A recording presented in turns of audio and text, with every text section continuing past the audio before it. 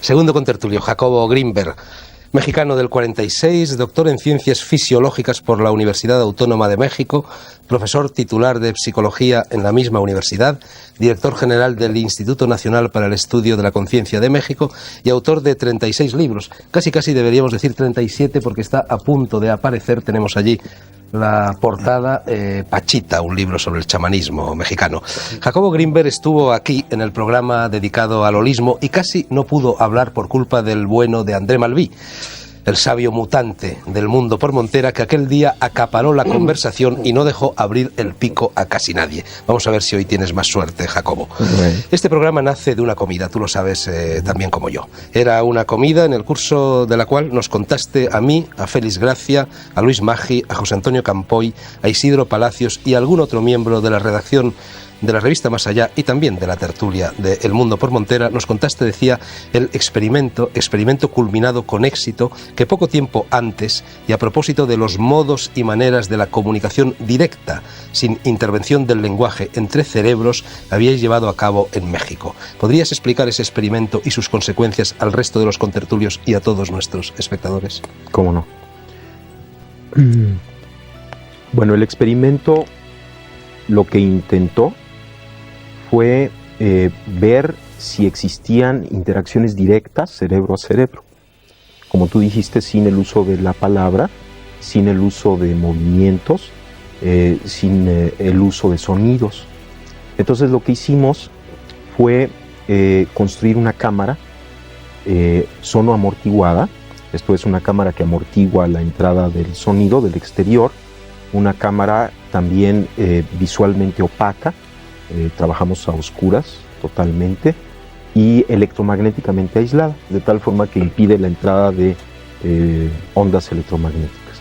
En esta cámara invitamos a una serie de parejas, siempre trabajábamos con parejas, a sentarse cómodamente, cerrar los ojos, no hablar, no tocarse, y en esta situación de ausencia de estimulación, lo único que existía era la presencia del uno y del otro. Más tarde o más temprano, lo que estas dos gentes empezaban a sentir era precisamente esto, la presencia del uno y del otro, hasta que llegó un momento en el que la sensación de la mayoría de ellos era que estaban en contacto directo. Un poco difícil definir, ¿no?, lo que sería el contacto directo. Se sentían uno al otro, sin necesidad de utilizar lenguaje. En ese momento, uno de los dos fue invitado a pasar a otra cámara que también habíamos construido de antemano con las mismas características. Esto es aislada, sonoamortiguada y electromagnéticamente blindada de la primera, de tal forma, y esto es muy importante, que no había posibilidad de que ondas electromagnéticas pasaran de una cámara a la otra, por lo menos de ciertas frecuencias. En esta situación les invitamos a permanecer en comunicación, o sea, seguir sintiendo la presencia uno del otro. El que se quedó en la cámara original fue estimulado. Se le aplicaron una serie de destellos y registrada su actividad provocada ante los destellos, lo que llamamos un potencial provocado. Un potencial provocado, pues, es la respuesta de la corteza ante el estímulo. Es una respuesta muy conocida. Y simultáneamente estábamos registrando la actividad cerebral de la otra persona que no fue estimulada, que no sabía que su compañero estaba siendo estimulado, y lo que observamos es que cuando aparecía un potencial provocado en la persona estimulada, en la otra persona también aparecía un potencial que era sincrónico con la aparición del estímulo, con la presentación del estímulo. A esto le llamamos potencial transferido o potencial de transferencia, y lo que está indicando es que un cerebro de alguna forma estableció contacto con el otro cerebro en forma directa, y lo que le sucedió al primer cerebro tuvo repercusión en el segundo cerebro, sin que necesariamente mediara la conciencia. Por lo menos en nuestros sujetos, al preguntarles, por ejemplo, a aquellos que habían tenido su potencial transferido, ¿sentiste algo? ¿Supiste lo que pasó con tu compañero? Decían, bueno, creo que algo sucedió, pero no estoy seguro. O sea, no había necesidad de que el evento fuera consciente para que sucediera, para que el cerebro lo registrase. Ahora, ¿qué consecuencias? ¿Cuáles? Son amplísimas, ¿no? Porque en primer lugar nos está diciendo que el límite de la actividad cerebral no es el cráneo, ni siquiera la estructura cerebral, sino que hay un nivel de actividad cerebral que, por así decirlo, trasciende la misma estructura. Y esto se puede explicar de muchas formas, como dijo antes el profesor Delgado. Lo importante en el cerebro son las interacciones interneuronales. Esto es lo que da la inteligencia, lo que da la capacidad cognitiva, etcétera, etcétera. Se puede asumir que como resultado de una serie enorme de interacciones entre los elementos neuronales, se creen campos de interacciones. Y estos campos de interacciones, que nosotros les llamamos los campos neuronales, puedan no estar, y de acuerdo a nuestro experimento, limitados por la estructura cerebral, sino que afecten la estructura del espacio y sean medios de transmisión de cerebro a cerebro.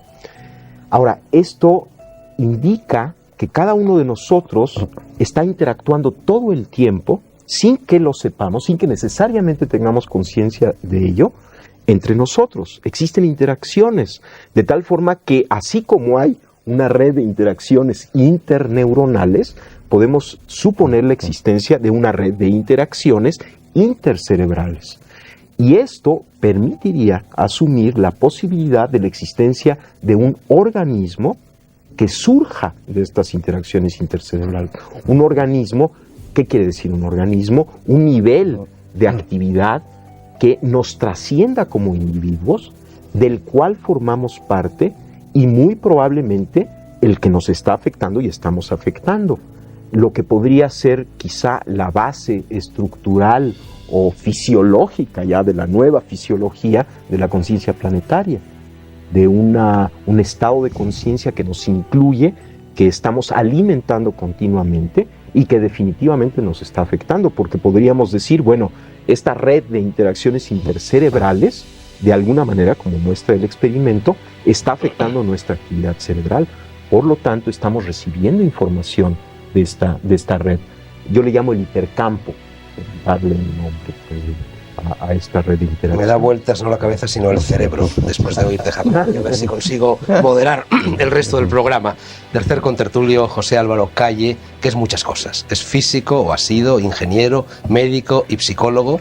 Ejerció la enseñanza en las facultades de Ciencias y de Medicina de la Universidad Complutense y actualmente trabaja en un centro médico especializado en patología de la comunicación y es consejero de una empresa privada dedicada a la investigación y explotación de la inteligencia artificial. José Álvaro, ¿en qué medida el impacto de un hecho en un individuo puede modificar drásticamente su personalidad sin que su cerebro sufra ninguna modificación fisiológica? Bien. Después de la explicación que ha hecho Jacobo Grinberg, creo que me facilitará esa explicación lo que quiero yo añadir para justificar la respuesta a la pregunta. Debemos hablar efectivamente de actividad cerebral y actividad mental, no de una manera dualista, tampoco yo diría de una manera casi unívoca, pero en todo caso de una manera desconocida. En lo que no cabe duda es que hay una interacción mente-cerebro que ya nadie discute. Hay una actividad química en el cerebro, hay una actividad electromagnética y hay una actividad, que es la actividad mental, que naturalmente hay que tener muy en cuenta y que es la que, en definitiva, en muchas ocasiones, puede justificar lo que decía Jacobo Grinberg, no entendiéndola como una entidad, como un ente separado, sino como una realidad más. Entonces, ¿puede un hecho importante variar la personalidad? Bueno, yo diría que la pregunta es muy buena porque no tiene por qué aparentemente o inmediatamente modificarse para nada la estructura biofísica y bioquímica del cerebro y sin embargo cambiar radicalmente la personalidad. Voy a poner un caso concreto para aclarar ideas. Una persona ha sido entrenada maravillosamente, de forma que toda su actividad cerebral sea perfecta. Y además ha mantenido una alimentación perfecta y se ha desarrollado en un ambiente sociocultural también maravilloso.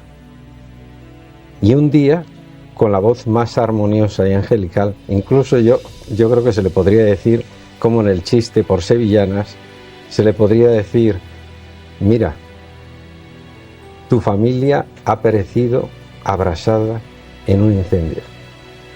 Eso es suficiente para trastornar absolutamente el comportamiento en adelante de esa persona, si no estaba preparada su personalidad para resistir tal envite. Y yo diría que eso no tiene nada que ver con la estructura biológica o psicobiológica de la persona. En definitiva, creo que un hecho puede cambiar radicalmente la personalidad y, sin embargo, en principio no afectar para nada esa estructura biológica. Ahora bien, lo que sí va a pasar es que, como hay una interacción entre la actividad mental y la actividad cerebral, va a repercutir ese impacto vía mental en el resto de la persona, se va a alterar la bioquímica, va a cambiar toda su actividad endocrina, cardiovascular, todo. Las defensas le van a disminuir a esa persona y, en definitiva, esa persona tiene tantas más posibilidades en resistir esos embates duros de la vida cuanto que esté mejor preparado mentalmente. Y ya para terminar, quisiera añadir algo que suena un poco a broma, pero corroborando lo que dice Jacobo Grinberg. Cuando terminemos esta emisión, yo propondría a todos los que estamos aquí y a todos los que nos escuchan que meditaran si nos llevamos a casa cada uno de nosotros nuestra mente, o nos la dejamos aquí, o continúa aquí de alguna forma y en nuestra casa también. Porque este es un problema realmente, yo creo, interesante desde el punto de vista científico y al mismo tiempo filosófico. Se quedan aquí nuestras mentes, nos las llevamos, están aquí y allí. Oye, dímelo, ¿se quedan aquí nuestras mentes o nos las llevamos? Yo diría, hablando con mucha brevedad, con toda brevedad, que se queda aquí y se queda allí. O sea, realmente que permanece en todos los sitios. Cuarto contertulio y miembro habitual del Mundo por Montera, no voy a presentarlo, a Antonio Escotado. Antonio, los frenólogos, que con el italiano Lombroso a la cabeza tuvieron bastante predicamento científico durante el siglo pasado y parte del XX, adscribían las funciones espirituales a zonas concretas de la geografía del cerebro, estableciendo así una especie de topografía tangible del espíritu y encauzando este a través de un mecanicismo y de un determinismo prácticamente absolutos. Con ello liquidaban el libre albedrío. Hegel, en la fenomenología del espíritu, sostenía lo contrario, la imposibilidad de localizar el espíritu. Es el espíritu el que crea el cerebro y no al revés. Me gustaría que te explayaras un poco sobre estas nociones. Bueno, nos hemos reunido aquí a tratar un tema, como antes comentábamos, atroz. La piel es esencial para la supervivencia, pero aquí estamos hablando de lo que permite hablar, de la fuente del sentir. Aquí hablamos de aquello que permite tener conciencia y autoconciencia. En esa medida, entiendo que para empezar, aquí, aún más que en la física subatómica, es donde se aplica el principio de indeterminación. Las paradojas del contenido y el continente, de la condición y de lo condicionado, de lo ínfimo y de lo supremo. Cuando intentamos aplicar el principio de causalidad, por ejemplo, decimos: el sistema límbico es el origen o la localización de las emociones, o de ciertas emociones. ¿Hasta qué punto esto se distingue de decir que la forma de la uva determina el sabor del vino? Yo diría que la forma de la uva y el sabor del vino están conectadas, pero que al mismo tiempo son determinaciones libres en sí.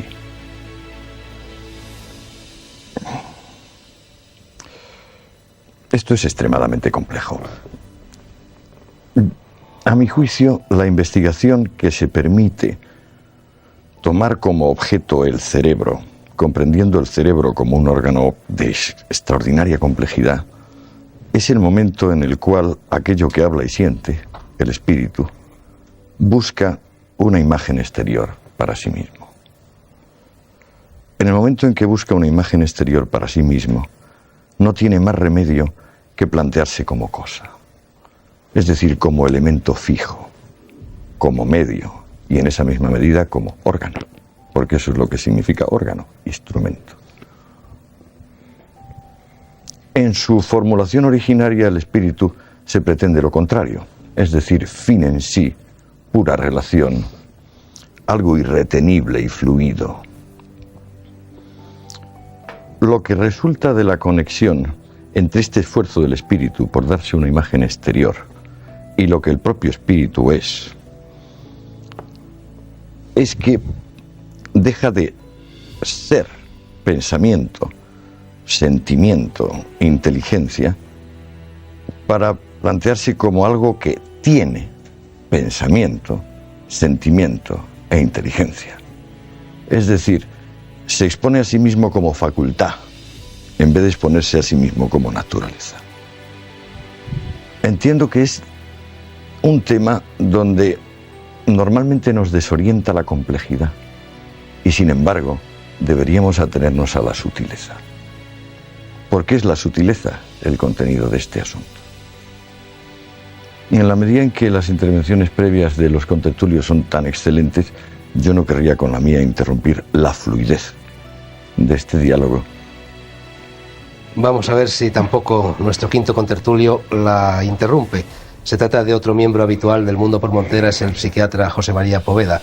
José María, hace un mes yo acababa de regresar de Oriente, tú viniste a cenar a casa, estaba también Antonio Escotado, y yo os dije que para mí Oriente era algo así como la Virgen de Lourdes para los tullidos, que llegaba allí y en cuanto colocaba el pie en el aeropuerto de cualquier país oriental, inmediatamente todos mis males, todas mis preocupaciones, todas mis nébulas, todas mis dolencias desaparecían como por arte de encantamiento, y que no me lo podía explicar, me lo explicaría si hubieran transcurrido 2 o 3 o 4 días desde mi llegada, pero simplemente al llegar en el mismo instante me parecía bastante extraño. Entonces tú me dijiste algo que me inquietó y que yo ahora te voy a lanzar.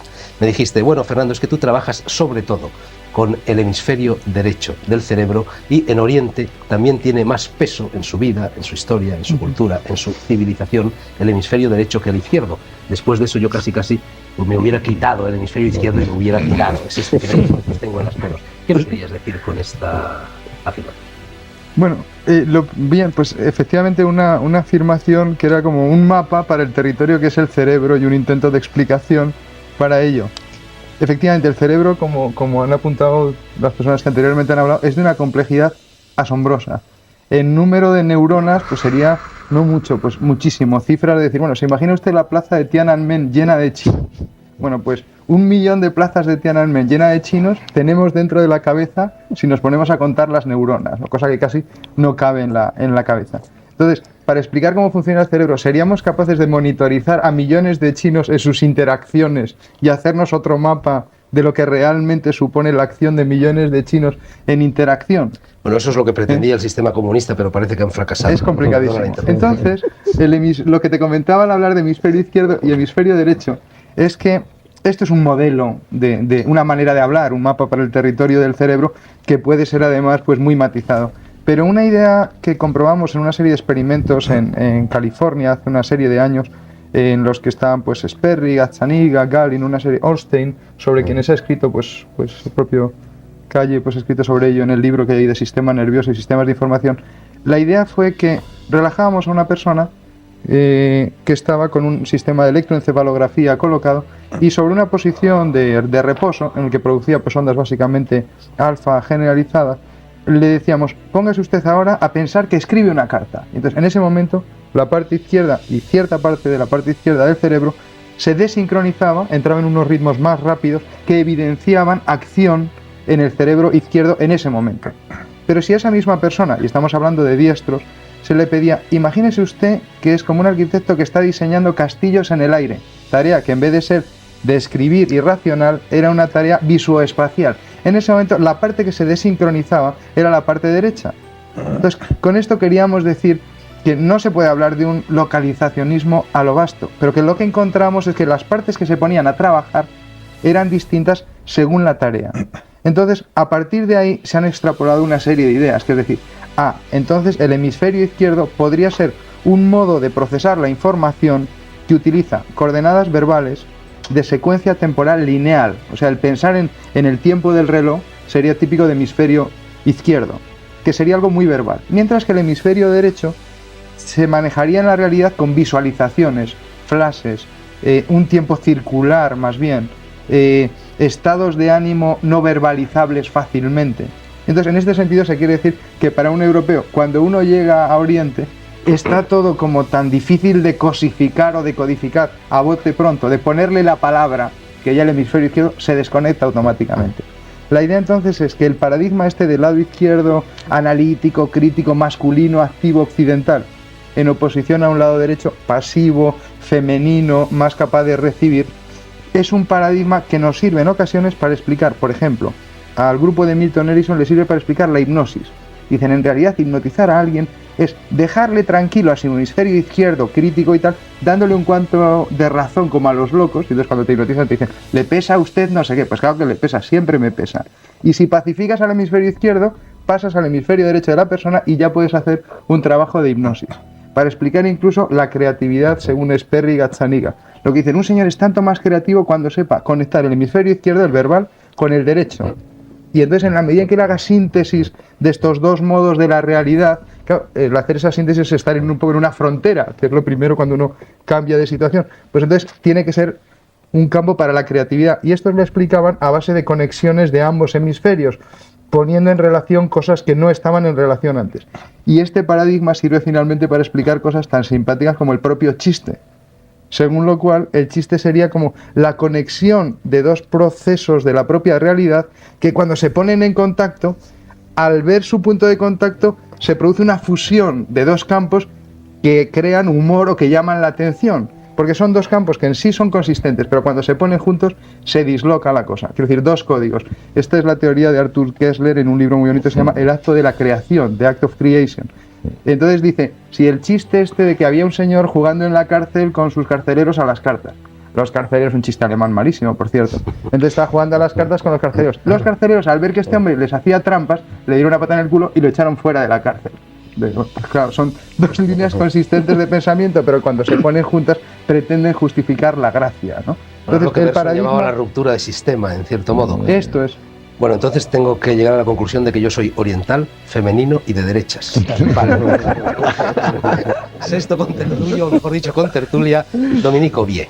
Francesa de origen y española por vocación, un personaje casi mitológico para quienes desde hace varias décadas nos interesamos por el esoterismo, por el pensamiento mágico, por las religiones esotéricas y por las tradiciones iniciáticas. Es imposible comprimir la vida y la obra de Dominique en unos instantes de presentación del Mundo por Montera. Dominique ha hecho de todo en la vida, ha escrito novelas, se ha interesado por la tauromaquia, intervino en la resistencia francesa, un buen día se instaló en España hace ya casi medio siglo, se instaló en el litoral almeriense, en el litoral de Mojácar, de Carbonera, de Agua Varga, se dedicó allí a la promoción del turismo y se dedicó sobre todo, después de una lectura traumática del Quijote en 1951, a investigar en la estructura talmúdica y cabalística de la obra de Cervantes. Y desde allí, poco a poco, llegó a desembocar, respondiendo siempre a la lectura del Quijote, en este libro monumental, La cara oculta, la cara escondida del cerebro, en 2 volúmenes, que ha aparecido hace pocos meses en Francia y que ha tenido una enorme repercusión en los medios culturales franceses y pienso que dentro de poco lo tendrá también en los españoles. Dominique, tu libro busca el camino de lo que en la Bhagavad Gita de la religión hinduista se llama conocimiento esencial. Dice Krishna a Arjuna en el versículo 2 del canto 7 de la Bhagavad Gita: voy a revelarte sin omitir ni olvidar nada el conocimiento esencial, lo que en sánscrito se llama vijnana. Cuando lo hayas recibido no te quedará nada más por aprender en este mundo. Esto lo dices en la primera página. En la página 20 del segundo volumen explicas que el conocimiento, la gnosis, la iniciación, consiste en tener la tête dans la tête, la cabeza con mayúscula en la cabeza con minúscula, tal y como lo señala un proverbio hebreo a propósito del sabio.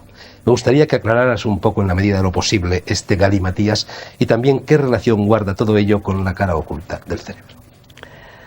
Pues he sido muy emocionada de oír hablar español con tanta perfección y debo excusarme porque yo hablo un español de campesina, ¿no? El bueno, Pero ese es el bueno, Dominica. espero que sea el No el de bueno, los pero políticos y el de los me perdonarán economistas. todos los errores, ¿eh? En francés sería muchísimo más inteligente que en español, pero el corazón, como tú decías, es muy hispanizado. Pero en francés no se puede escribir. el Quijote. Entonces voy a buscar. He sido muy emocionada por sus intervenciones a todos, porque me han colocado, sin haberlo previsto, en la misma situación que está usted aclarando. ¿Cuál es? Pues uno busca... Dominica, aquí nos tratamos todos de tú. Ah, de tú. Como en Carbonera. Perdón, es que el tú me es muy difícil, pero con muchísimo gusto voy a dar del tú al señor Delgado, que tiene pariente en Carbonera que no están oyendo. Entonces, me ha emocionado cuando tú hablaste de la felicidad.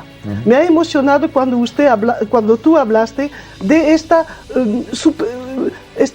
vida interior en la cual nosotros seríamos neuronas. Me ha emocionado mucho su participación, pero no voy a precisar por qué, porque no soy capaz en español. Me interesó su subtilidad y me ha conmocionado muchísimo su intervención con la izquierda y el derecho. ¿Por qué? Porque la primera cosa que enseña Krishna, pero que también enseña el Talmud y que enseña cualquier tradición, y que la vamos a repartir simbólicamente entre nosotros, es que el cerebro, su primera aplicatura es de ser con dos hemisferos, lo que decía usted, el de derecha y el de izquierda. Pues esta noción que están poniendo tanta pregunta a los científicos, las tradiciones la conocen perfectamente. Y le voy a decir cómo, para que vean que no voy por opiniones, sino por pruebas. ¿Conocen usted la noción de yin-yang? Lo tiene usted en la camisa. El yin lo tiene tú en la camisa. Sí, está aquí. El yin, el yang es la izquierda y la derecha vista por los chinos. Yo lo llevo colgado del cuello. Lo vista por los chinos, pero cómo lo ven los chinos es muy importante.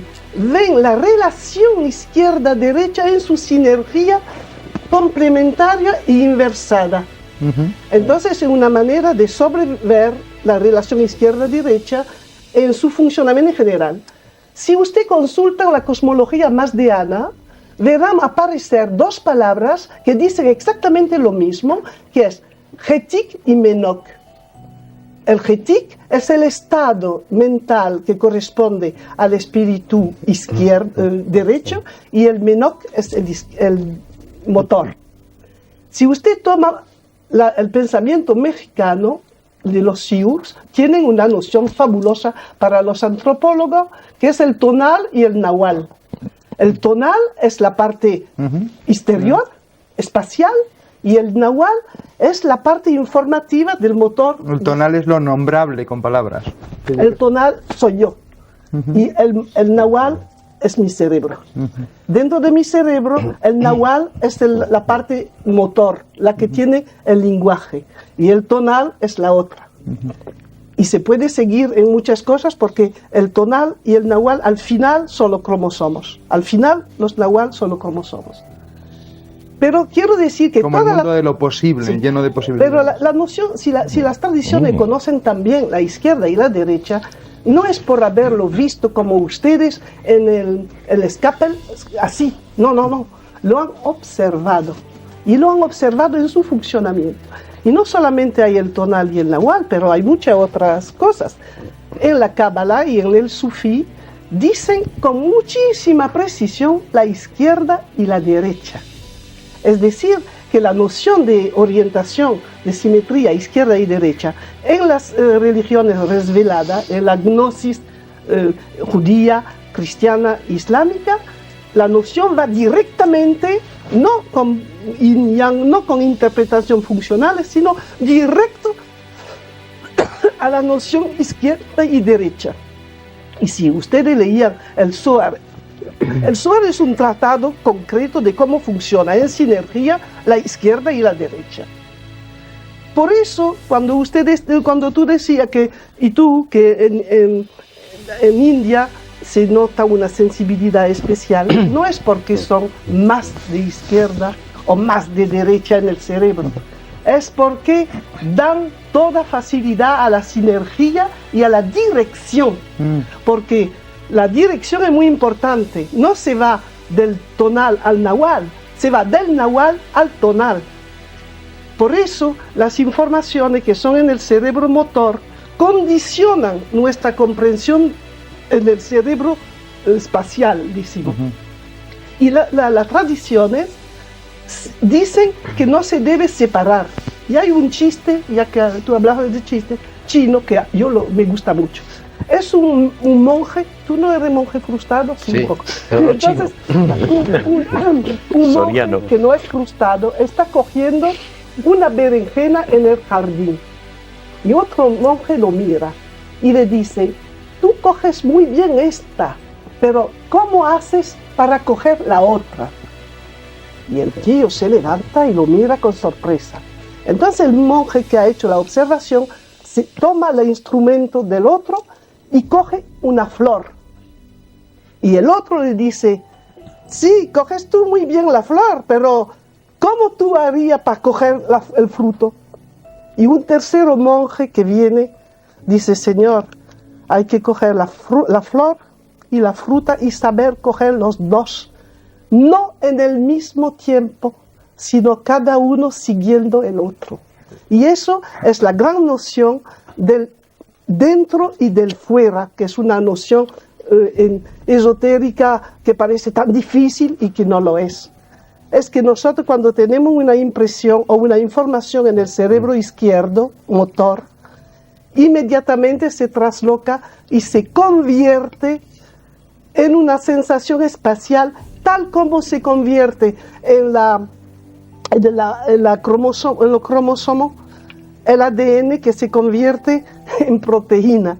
Hay una transformación del universo verbal lineal en un universo espacial, que eso es el milagro.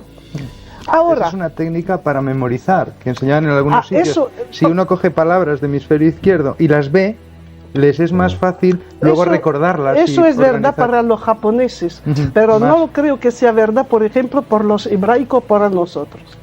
Porque los japoneses y los chinos y los indios son regiones de la esfera.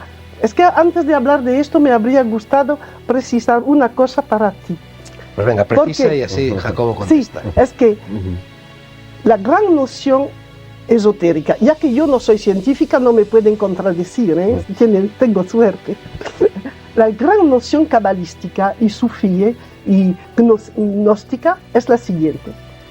El universo es un cerebro, pero el universo en el cual nosotros vivimos es nada más que la mitad de este cerebro. La parte espacial, la larga, como decía usted. Es decir, la parte material. Por eso es material, por eso hay todos los mecanismos que conocemos y en este universo, detrás de él, hay la mitad que falta, la mitad verbal, existe. En la Cábala es una noción muy clara en gnosis bíblica porque se llama el príncipe de la cara, el que manda ahí, que no es Dios ni el creador, es la otra parte del cerebro. En este son nociones esotéricas, no son nociones científicas, aunque hoy la ciencia va muy cerca, porque el concepto antrópico no sé dónde está aquí, sino es muy cerca. Los científicos son al borde de decir lo mismo. Dicen los esotéricos que en este universo lo que da la forma es el concepto de creación. Y dentro de este universo todo es cerebro. Los ciclos son todos cerebros. Entonces la vida, la tierra es un cerebro. Y la vida es un cerebro. Pero cuidado, de la vida vemos nada más que una parte. La parte visible, el hemisferio espacial. Y el otro no lo vemos, pero es el que comunica. Entonces, si don Juan, por ejemplo, dice, la otra vida me vienen a mirar, te vienen a mirar. Claro, porque hay muchas formas de vida que son formas de conciencias que existen en el universo y que participan a la vida y nosotros la podemos seguir, vivir. Entonces, el concepto iniciático es interesante hoy por esta razón, que viene a dar todo lo que prometía la Bhagavad Gita, no una ciencia objetiva, sino una manera global de pensar la ciencia y de integrarla a una síntesis prefabricada, porque hoy si poníamos los científicos con la obligación de hacer su síntesis, se darían muchos dolores de cabeza y creo que nadie lo puede hacer, porque yo he hecho un estudio que lo hablo en mi libro de todas las tentativas oficiales del mundo desde 1950, que son 40 años ya, para buscar la síntesis, y no hay manera. No hay manera, porque la síntesis no es necesario hacerla, preexiste y está confiada a todas las tradiciones. Y lo que a mí me emociona, y eso lo quiero decir porque soy cabezona, es que es formidable de ver la ciencia y todas las religiones, todos los mitos, todas las tribus, la más mínima tribu de India o de África, saber lo mismo, a condición de saber de qué hablamos. Si hablamos del cerebro como organización, donde la función se impone en la estructura, encontramos que en el mundo no hay que pelear, el mundo entero, en muchos idiomas, en muchas formas de cultura, en muchas expresiones rituales, simbólicas, objetivas, dice lo mismo. Pero hay que buscar los puntos en los cuales esta opinión se hace. Por ejemplo, hablándote a ti de la vida, te he dado un punto de unión. Pero por la felicidad del señor Delgado, se podía decir la misma cosa. La felicidad, tú has dicho, es cuando un cerebro funciona bien. Dominique, ¿me permites que te interrumpa? Sí. Porque se nos está yendo el programa entero. Eres casi peor que André Malví. Yo creo que en vez de seguir el camino de la felicidad, vamos a seguir el camino que había señalado en tu interpelación a Jacobo. Y Jacobo creo que quería decir algo. Y luego el profesor Rodríguez Delgado. Jacobo Grimberg. Bueno, y os robo a todos más brevedad de las intervenciones porque se nos va el programa. Perdóname, que no me he dado cuenta. Nada, no te preocupes, pasa siempre. Bueno, ha sido muy, muy interesante escucharlos y yo estoy de acuerdo con Dominique, ¿no? Lo importante es la sinergia. Y yo quisiera relatarles un experimento que hicimos en México, que está íntimamente ligado con algunas de las cosas que se han hablado. Durante varios años estuvimos registrando la actividad del hemisferio derecho y del hemisferio izquierdo. Y lo que hicimos fue un programa con una computadora, un ordenador, en donde la computadora recibía la información de ambos hemisferios, la comparaba entre sí y dependiendo del resultado de la comparación daba una serie de señales a los sujetos. Por ejemplo, si las formas de onda de los dos hemisferios eran muy parecidas, la computadora daba un tono muy grave, un sonido grave.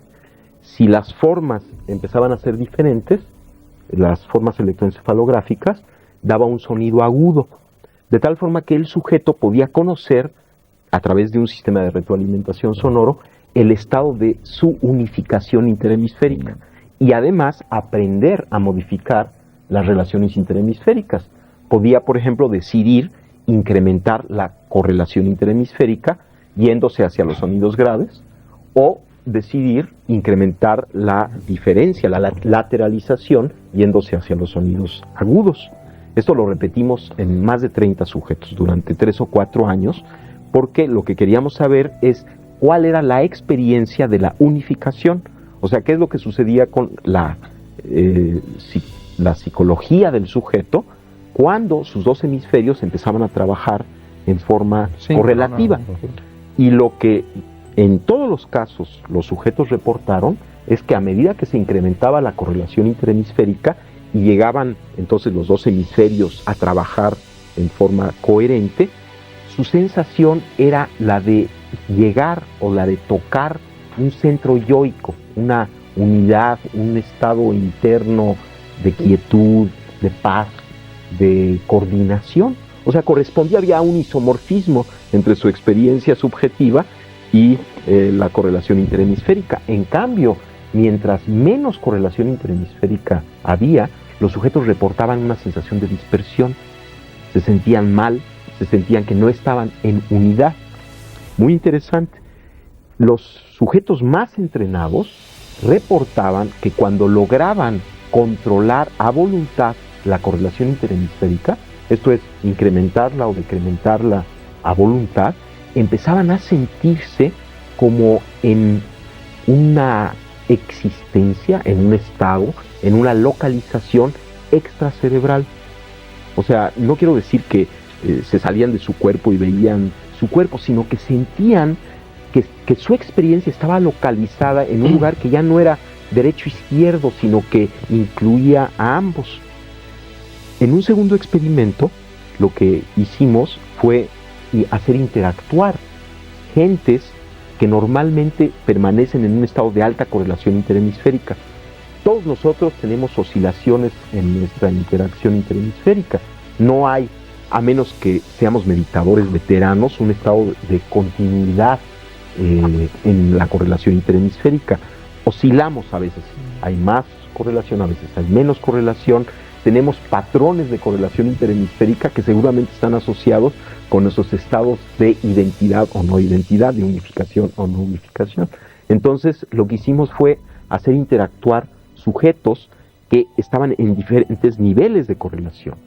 Y lo que observamos, parecido al experimento de potencial transferido, es que el sujeto que tenía más elevada correlación interhemisférica siempre atraía hacia su nivel al otro sujeto.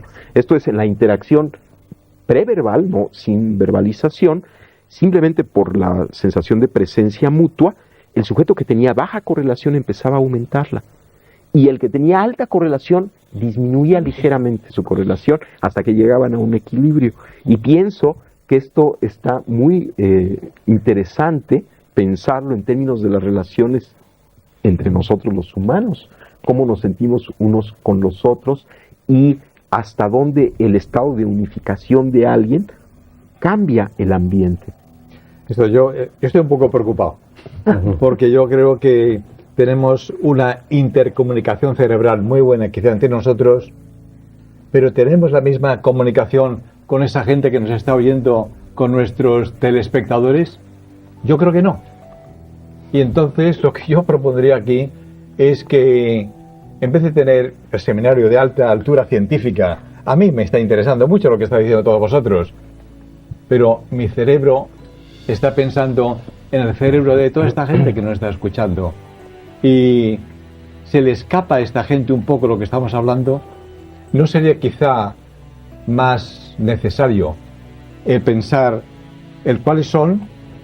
¿Quién eres tú? ¿Quién soy yo? ¿Cuáles son los estímulos que estructuran el cerebro de la gente que nos está escuchando? Pues claro que las cosas tuyas tienen una enorme importancia, pero eso puede explicar transmisión de pensamiento, maravilloso. Pero el cerebro de toda esta gente, lo importante son, como tú decías, Fernando, los inputs y los outputs, los estímulos sensoriales, y esto es lo que va a formar el cerebro de toda esta gente que nos está escuchando.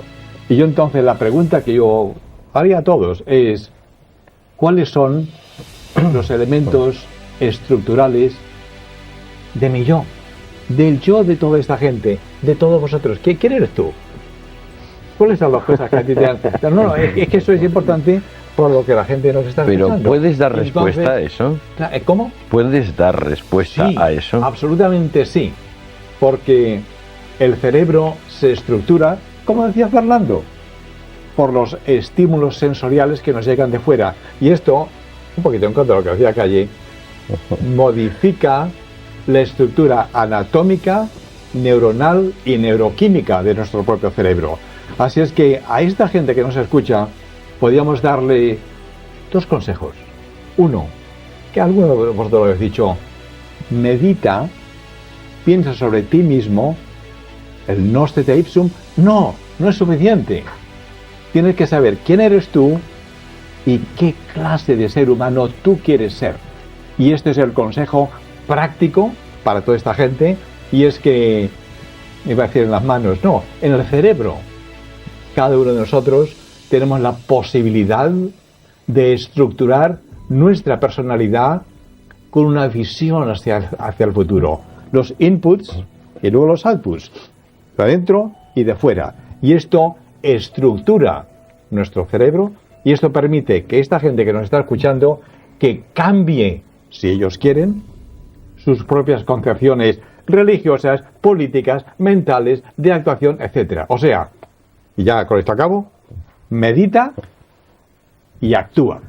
Y estos son estructuras cerebrales que te permiten modificar tu propia personalidad. Niño o niña, modifícala, medita y actúa.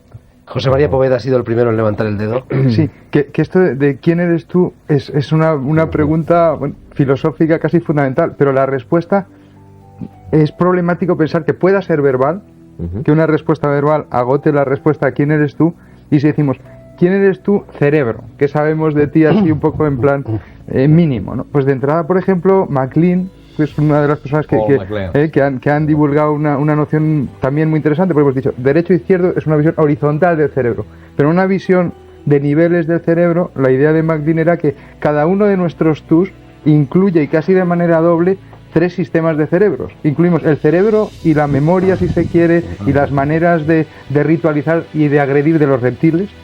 Nuestro cerebro incluye también, encima de ese cerebro, un segundo cerebro que asume el anterior, pero que actúa a veces en paralelo con él, que es el cerebro del mamífero, dice MacLean, y un tercer cerebro, que es el cerebro humano. El cerebro inicial, el de la serpiente, trabaja solo en el presente, dice él.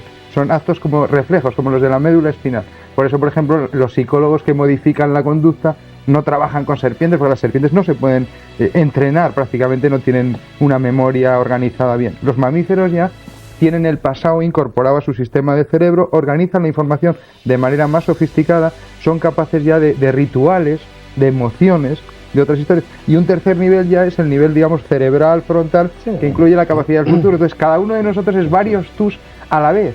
Y además independientes, y no siempre conscientes de los otros niveles. Sí y no, porque lo que hay que hacer precisamente es darte cuenta, las cosas de Paul MacLean son muy discutibles, pero bueno, darte cuenta de quién eres tú, y entonces esa conciencia, cambiarte tú si tú quieres. Que tú quieres ser un reptil, pues hijo, pues sélo. Pero para eso tienes que meditar y decidir el propósito de vida. ¿Cuál es tu propósito de vida? ¿Para qué haces lo que haces? ¿Cuáles son tus emociones, tus pensamientos, sobre todo tus acciones, tus ideologías políticas, tus ideologías religiosas? ¿Estás ya determinado por tus 3 cerebros de una manera ya fatal? No. Y eso es lo que yo les digo. Son posibilidades, grupos de posibilidades. Cambiar. Entonces, piensa un poquito quién eres y cambia si tú quieres cambiar. Eso es perfectamente posible, incluso sin la ayuda de los científicos, ni de los psicólogos, ni de los psiquiatras.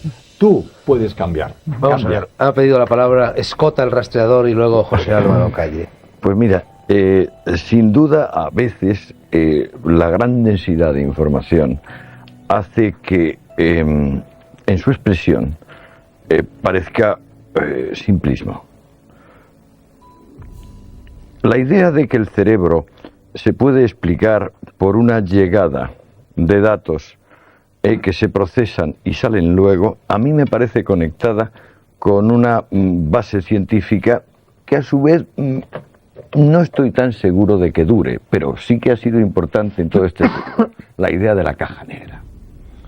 Investigamos un asunto suponiendo que es una caja negra y entonces según se entra y según se sale, así hemos entendido, por ejemplo, lo del reflejo condicionado. Así hemos llegado a entender cosas mucho más importantes como el principio de cómo se reproducen los guisantes en Mendel. Pero el cerebro no admite que se le trate como una caja negra, sino que pide que lleguemos, lo abramos y lo investiguemos. Cosa de extraordinaria complejidad. Cuando tú dices medita y piensa en tu cerebro. ¿Pero qué es tu cerebro? Tu cerebro no es más que la representación exterior del principio de la acción, que para empezar tiene bastante poco de tú y yo. O si no, no entendemos, porque el lenguaje, precisamente, por ejemplo, la palabra mesa, no es tu palabra ni mi palabra, es mesa. Es decir, la objetividad del pensamiento es al mismo tiempo su fluidez infinita, el hecho de que es irretenible y sobre todo el hecho de que no es edificante. el hecho de que no se puede plantear como un consejo a alguien. A mí no me ha gustado de lo que tú has dicho, quiero, perdóname que te diga con todo respeto, que llames a ti mismo, es decir, a un otro, la gente. Y mucho menos que esto se circunscriba a piensa o no piensa. En realidad, creo que si lo pensamos con una cierta objetividad, aquí estamos esta noche con estas luces, no veo ninguna razón para imaginar que meditamos más que los demás. Ni la más mínima. Bueno, es una cosa maravillosa del cerebro, es que nos permite estar en discordancia. Claro. Y lo que yo digo es que hoy día hay unos principios neurobiológicos que el cerebro es muy complejo, pues claro que sí, pero en esa complejidad hay cosas muy concretas, por ejemplo, la educación, y si tú no sabes neurobiología, tú vas a educar mal a tus niños y a tus alumnos. Neurobiología, educación. Pues estamos aliados, perdona. Para ser padre, Estamos aliados. neurobiología. Un poquito, bueno, no mucha, pero un poquitín, hay que saber, para ser padres, hay que saber educación, ¿no? Hay que estar educados. Y si no, tú vas a maleducar a tus niños. Lo que yo digo... Mañana mismo me voy a la Biblioteca Nacional y me pollo toda la neurobiología. No, mucha neurología. Es muy poquita, es muy sencillita. Pero lo que quiero decir es que hay unos principios muy sencillitos que hay que saber aplicar. Y si no los aplicamos, es la catástrofe de la educación que tenemos en este país y en muchos otros países. Así es que hay una ciencia que es utilizable. ¿Que hay una complejidad? Pues claro que sí. Pero hay una ciencia que hay que saber utilizar. Y si no se sabe utilizar, pues las consecuencias le estamos viendo lo que pasa. Guerras, injusticia social, hambre, paro, 50.000 cosas. Así es que vamos a utilizar nuestra tecnología y nuestra ciencia mirando no al ayer, sino al mañana, con una proyección futurista de lo que tenemos que hacer hoy. Bueno, este era el consejo que lo estaba dando a los que nos escuchan. Claro, pero como das el consejo en vez del contenido, estamos en el mismo problema de la diferencia entre si el espíritu es un hueso, como decía Lombroso, o no. Si os parece, vamos a ver lo que nos quiere decir José Álvaro Calle, luego Dominico. A mí sí me gustaría, pienso que es interesante que los que nos estén escuchando reciban una serie de mensajes que les sirvan de reflexión. Entonces, como gran reflexión, a mí me parece que los grandes interrogantes deben plantearse y dejarlos aquí. Por ejemplo, la ciencia más dura, la hardware de la ciencia, como es la física, es al mismo tiempo la más mágica. Y dice, por ejemplo, la física, identificándose prácticamente con lo que ha dicho Dominique, refiriéndose a la cábala o al sufismo o a la sabiduría oriental en general. La física más moderna de hoy día dice, en el principio, parece el Génesis, antes del Big Bang, ni el espacio ni el tiempo existían, no ha lugar. Después, la física moderna de hoy día, del año 89 y 90, dice, seguramente podríamos afirmar que si desapareciera la conciencia o consciencia de los seres inteligentes que pueblen el cosmos, seguramente desaparecerían las galaxias, los planetas, el cosmos entero. Dicho de otra forma, sigo con la física moderna, no estoy hablando, lo que pasa es que es una metafísica, suena a metafísica, pero en el sentido más profundo. Sigue la física diciendo, de tal forma que el cosmos posiblemente lo crean. Aquí tenemos los espiritualistas, los idealistas de Berkeley, los propios habitantes del cosmos. Y otra cosa, el espacio, el único latinajo que voy a utilizar es este, el espacio de Minkowski, es el espacio vacío, potencial, lleno de posibilidades. Aparentemente no hay nada, ni siquiera energía. Lo que pasa es que hay energías positivas y negativas compensadas. Y en ese estado, la entropía, la perfección es máxima. Y tenemos el Ein Sof de la Cábala. Cuando se rompe eso, aparecen las energías negativas, aparecen las energías positivas, aparece la degradación del universo, la entropía va aumentando más y más, y hoy día quedan unos retazos del universo primigenio, las supercuerdas. esto no lo digo como erudición para que los oigan, sino para que se planteen que entonces la mente, ¿qué es?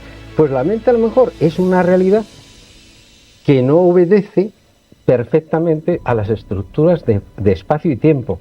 Por lo cual, si no obedece a las estructuras de espacio y tiempo, no tenemos por qué empeñarnos en sacar longitudes de onda que entendamos o frecuencias o lo que sea. Claro. En el mismo ser humano hay unas diferencias brutales, como sabéis todos. Mientras que el oído, yo lo comentaba con vosotros, entiende de 6 a 6.000 hercios en números redondos, la visión es capaz, tiene que estar preparada la nuestra para identificar unas frecuencias que están en los órdenes de cientos de billones, con B, españoles, de hercios.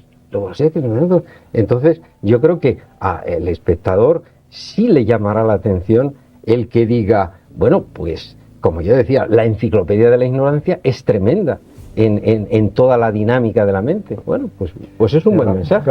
Yo quería decir una cosa en relación con todo esto. En la época cuando la humanidad pensaba simbolismo, que son las religiones y la mitad de la gente, porque la gente, y digo la gente, no sé si es la buena palabra, porque quiero decir mis semejantes, todo lo que tenía un cerebro, que sean instruidos o no lo sean, recibían de la fe ciertos conceptos y además su experiencia personal le traía a saber cosas muy profundas. Yo le voy a decir una. En Francia, en los campos de Saintonge, hay un refrán de campesinos que dice: todo lo que pasa, repasa. Es decir, todo lo que viene una vez, viene una segunda vez. Bien, ahora voy a llamar en mi cerebro mi memoria, queda, mi memoria talmúdica. Pues mire, es una ley de la hermenéutica bíblica que todo lo que pasa, repasa. Por eso en la Biblia se dice no Moisés, se dice Moisés, o se llama Abraham. Y además en hebreo, cuando se lee, las palabras son repetidas. Pecado literario en Francia, pero buena ortografía en hebreo. ¿Por qué? Porque las lenguas sagradas, como el hebreo y muchas otras, saben cosas profundas que lo sabían también los campesinos y lo sabe mi Juana en Carbonera, porque eso de pasar y repasar, vaya si lo sabe ella. Todos los gitanos de Carbonera lo saben. Lo saben por su experiencia íntima, porque han mirado su vida. Porque como esta gente no trabajaba mucho, pues pensaba bastante. Y tienen 15 miliardos de neuronas, tanto como tú y yo. Y alguna vez lo utilizan mejor que tú y yo en ciertas cosas. Porque en muchos consejos que me dan mi criada Juana, tiene ella razón y no yo. Porque ve otra cosa. Pero para ver los mecanismos profundos de la vida, son capaces. Y todas las tradiciones han sido formadas por gente sencillos, que tenían observaciones, sin gran ciencia. Eso no quiero minimizar la ciencia, porque la ciencia viene a confirmar ciertas cosas. Por ejemplo, lo de pasar y repasar, que a mí lo he recibido muchas veces por el chino, porque en China también en la versificación, en nuestra misma versificación. Dominique, vamos a decir pasar y volver a pasar, porque repasar perdona. en español significa otra cosa. Mejor, Sí. pasar, perdona. Pasar y volver a pasar. Esas son la ignorancia mía. Nacimiento se completaba. Un segundo nacimiento que tenía una virtualidad fundamentalmente espiritual. Es decir, en ese sentido, el segundo nacimiento tenía una dimensión religiosa, metafísica muy profunda. En ese sentido, por lo tanto, el tránsito, digamos, el viaje iniciático, era un tránsito que existe en nuestra época, pero a diferencia del mundo tradicional, nuestra época también concibe la vida humana como un tránsito. Sin embargo, en nuestra época ese tránsito no tendría una dimensión metafísica, no tendría una dimensión de alcanzar un más allá, de encontrar la raíz sobrenatural de las cosas y de la vida del hombre, mientras que en ese sentido el mundo tradicional encarrilaría, digamos, el concepto de la iniciación por este camino. El hombre nace natural, nace como ser biológico, necesita de abrirse al mundo del espíritu, por tanto necesita de completarse, y de ahí su segundo nacimiento, que de alguna forma, pues bueno, estamos hablando un poco de este aspecto aquí esta noche, ¿no? Sí. Emilio, sí. André Malví ha dicho en su introducción algo muy hermoso y muy profundo que se complementa muy bien con lo que tú, Fernando, has ido diciendo. A mí me ha impresionado mucho tu frase de buscar en el viaje iniciático, el yo más íntimo. Yo pienso que no importa dónde se vaya, sino que vayas tú, como decía Séneca. Y sobre todo, el viaje no importa la parte que sea, pero que todo viaje exterior se transforme en un viaje iniciático. Y yo pienso en esa misma línea que tú indicabas, Sibila, al principio, porque además hay que felicitarte por la actualidad del tema. En un libro que acaba de salir, está en todas las librerías, se llama Sol y Sombra, del premio pasado Espejo de España, que hablaba de Buñuel y las relaciones con Dalí, habla precisamente de que todos teníamos que hacer el viaje iniciático. Yo creo que todo viaje tendría que ser no solamente una sensación de ver lugares, de ver sitios, sino de morir de algún modo nosotros mismos para buscar ese yo más íntimo de transformarnos. Porque yo pienso que tú lo has dicho, el yo más íntimo, André, cualquier parte, aunque sea pequeña, aunque sea un lugar que tengamos cercano, siempre yo creo que todo viaje iniciático debía de ser un viaje de estreno. De ese estreno, de esa persona interna. Tú quizá, André, podrías ampliarnos. Sí, mira, te digo una cosa, es que primero creo que cuando alguien llega al yo más íntimo, como dices, en realidad llega a los otros, a los demás. Quien llega a la verdad y no llega a los otros, no ha llegado a ningún sitio. El secreto del viaje iniciático es que es una especie de laberinto, en el cual, como bien se sabe, para no perderse hay que siempre girar en la misma dirección, y que al final el que encuentras no eres tú, es el otro. No un otro en concreto, sino cualquier otro. En realidad, el viaje iniciático fundamentalmente es el encuentro con el diferente. No se puede tener iluminación, no se puede tener la conciencia clara de la armonía entre todo lo que existe, sin primero enfrentarse con el diferente. El encuentro con el diferente y la necesidad de que el diferente tenga todas sus caras, al igual que tenemos cada uno de nosotros que soñar todas las caras que podríamos tener. Yo soy capaz de soñar que soy tú, o tú, o tú, o ella, pero no lo soy. La iniciación es lo que permite, una vez hecho todo el recorrido, de poder ser cualquier otro que esté enfrente, conocido o desconocido, sin tener que tener pelea para poder tener contacto. En realidad, el viaje iniciático es la materialización de algo increíble, que somos cada uno de nosotros el universo en su totalidad, y que todo lo que hacemos tiene que ver con el universo en su totalidad, y que todo lo que pasa en el universo tiene que ver con nosotros en nuestra reducida función egoísta, ridícula, mediocre y meprisable de tener un documento nacional de identidad. Bueno, pensando un poco con las personas que nos están viendo, perdona, un segundo, te interrumpo nada más, con lo de Fernando, en lo de Fernando que me he quedado con la duda, es decir, Fernando tuvo ahí su viaje iniciático, es decir, un viaje iniciático tiene que ser también una ruptura. Sí, yo no me he querido meter con él por un motivo muy sencillo. A mí me ha emocionado. Mira, yo, el primer libro que yo escribí, que se llama L'Ecfold, fue presentado con un texto leído por el príncipe Momar Bettisal, que vino a leer un texto escrito por Leopold Sédar Senghor, del cual acaba de hablar. Yo he vivido muchísimo tiempo en África, mis raíces íntimas están en África, yo me siento hermano a poder ser marido, porque me encantaría realmente serlo, de la pequeña Lucy, de las laderas del río Omo, que probablemente es el inicio mismo de la humanidad. Pienso que Fernando ha tenido la inmensa suerte de poder rodear el plato sin tener que comer lo servido. Yo ya anuncié desde el principio mi intención de guardarme alguna carta en la bocamanta. No tengo que entrar ahí, porque él y yo tenemos en común unos secretos que no le diré y él no me dirá. Hemos vivido lo bastante ambos en zonas ecuatoriales y también en desiertos, como para saber que el importante, si es importante, no tiene palabras.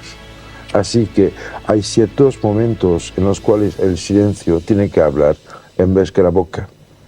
A vosotros. De todos modos, André, aquí lo que estamos intentando es aclarar un poco a la gente cómo es este tema y de qué va el tema. O sea que hacete un esfuerzo para verbalizar lo inefable. Cojo 2 minutos y después dejo.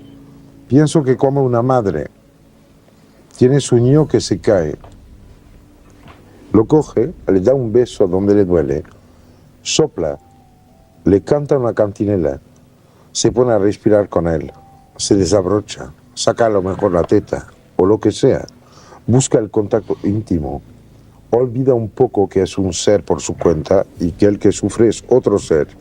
Intenta abrir puentes que hacen que sea un ser diferente, más que la suma de los dos y diferente también de la suma de lo que cada uno de los componentes podrían ser.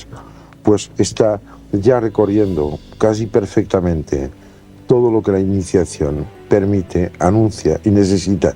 Y como última cosa diré que la iniciación es inevitable. Naturalmente es inevitable. Lo que pasa es que hablamos de una iniciación. ¿Me permitís un pequeño inciso? Mi maestro decía que iniciados estábamos todos, los que no estábamos era acabaditos.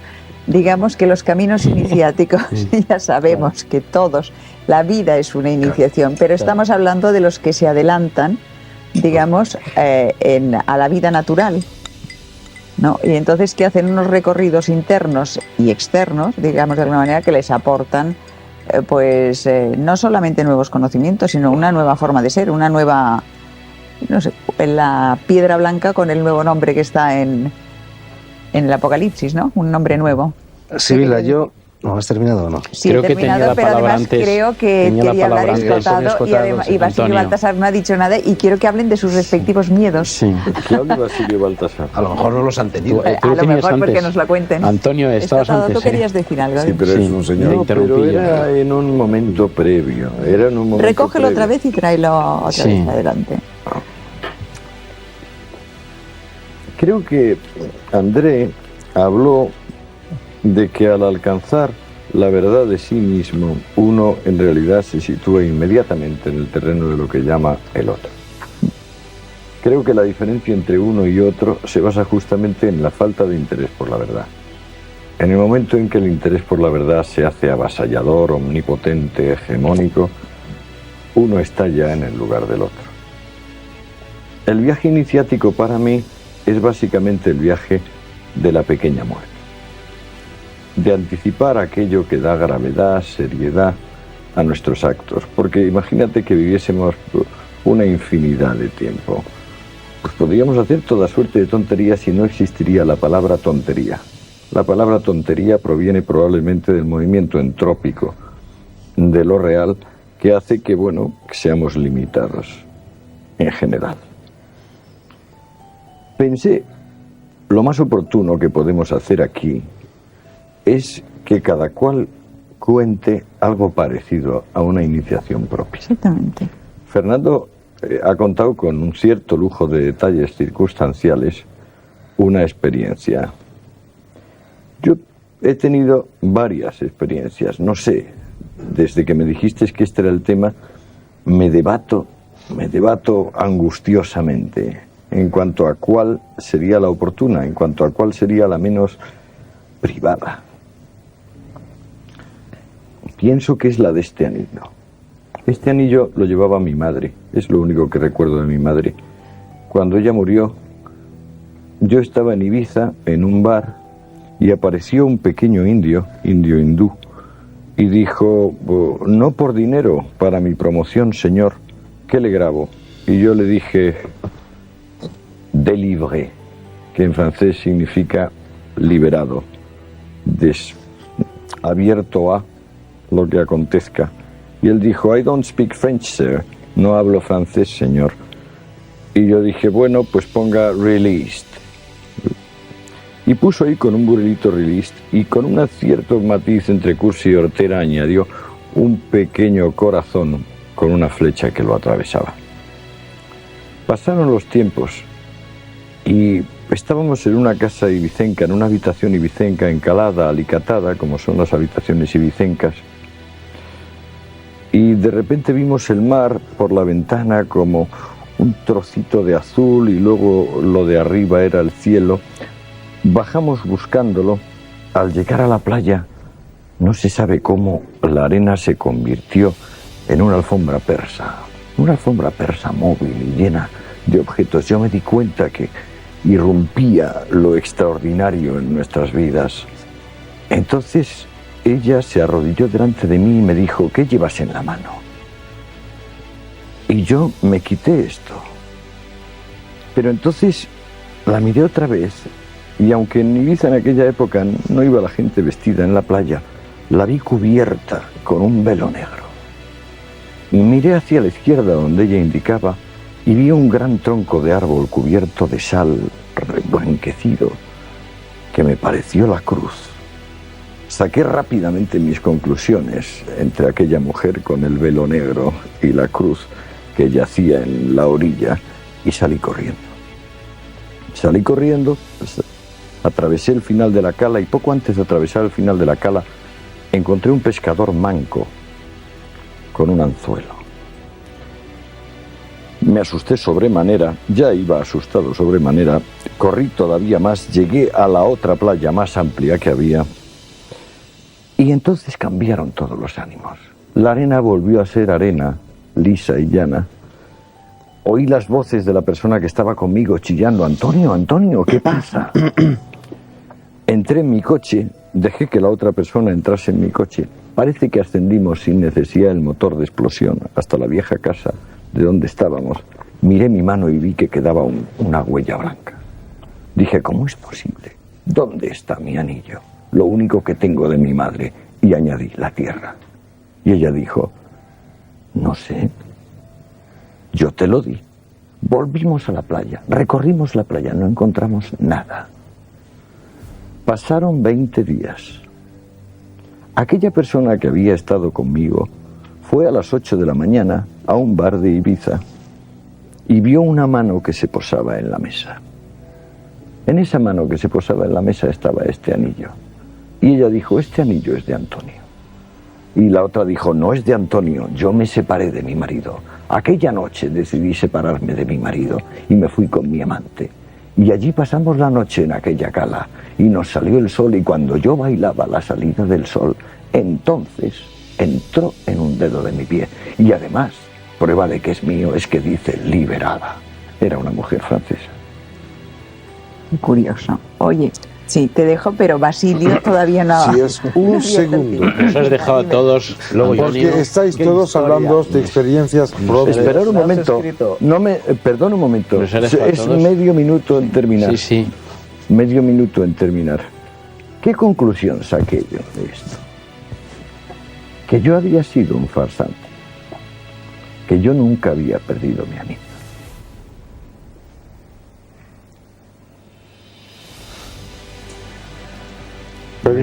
Es muy rápido. Hace esto unos pocos años me encontré una tarde en Besalú, provincia de Gerona, en la calle, con un coche parado y dentro del coche un niño de 2 años, se llamaba Joffre. Era hijo de Lourdes y Jordi. Estaba muriéndose.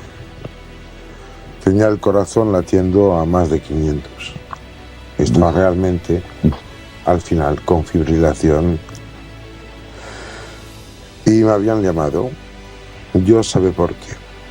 Fui ahí y me impresionó tanto este niño que empezaba y yo que al final podría acabar, que hice una especie de pacto diciendo: Dios, por favor, mira, vamos a equilibrar. Él pesa 12 kilos, yo peso 100. Vamos a intentar juntar. Le puse la mano encima. Le bajó las pulsaciones. Se puso normal. Y yo empecé a pegar saltos. Murió el niño. Murió muy poco tiempo después.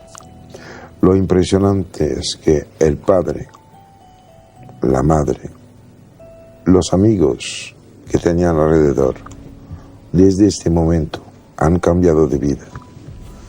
Yo creo que tenemos que ser muy humildes y dejar también sitio a esas almas pequeñas demasiado luminosas que llegan y que no pueden vivir toda una vida en el aspecto histórico, pero que sí sirven para que de golpe nos demos cuenta que somos los tontos que cogemos una cucharada de mermelada y la vamos extendiendo muy poco a poco sobre muchas rebanadas.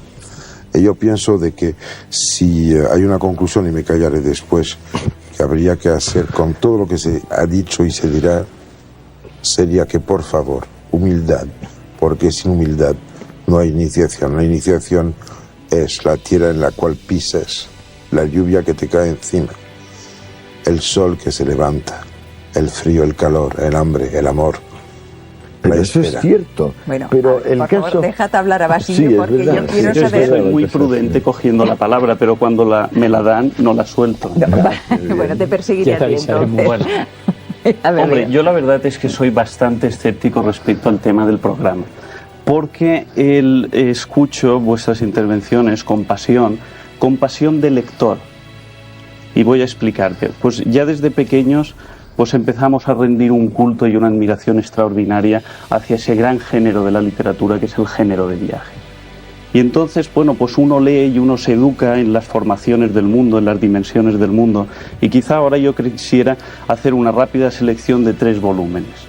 El de los viajes de Gulliver, el viaje de Jonathan Swift, el viaje a los imperios del sol y de la luna de Cyrano de Bergerac, y un tercer libro, podría haber más, por ejemplo, El viaje al centro de la Tierra de Julio Verne, pero el tercero yo citaría especialmente el de Kipling, El hombre que pudo reinar.